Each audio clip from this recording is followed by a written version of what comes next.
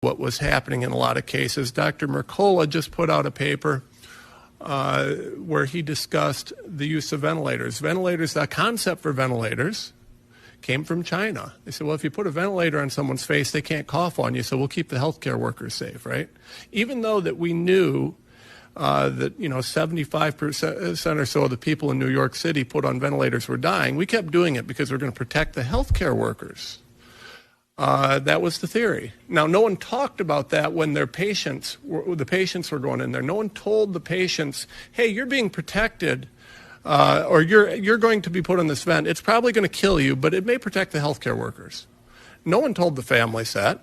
And by the way, we actually had whistleblower testimony from a yet to be unmasked whistleblower, and probably won't be, who worked for CMS. I've got data from CMS that showed in a number of Texas hospitals as high as 90% of patients put on the vent died.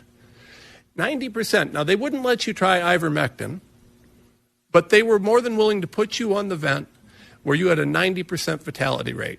You tell me that they didn't notice? You're telling me that the doctors on those floors, I mean, listen, I can't say all doctors are created equal. McCullough is ahead above most, but you got through med school. I would think you would probably be smart enough to notice when 9 out of 10 of your patients, when they're put in the vent, die.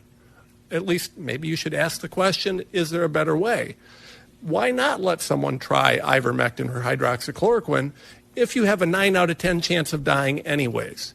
The reason that that's dear to my heart is because the people called me and I fought with hospital after hospital after hospital to try and save their lives. And as I testified last year here, we essentially legislated these deaths into being by incentivizing the use of remdesivir in poor protocols, incentivizing the use of vents, and incentivizing, again, not people recovering from COVID, but people dying from COVID. You got a cash bonus when someone died from COVID.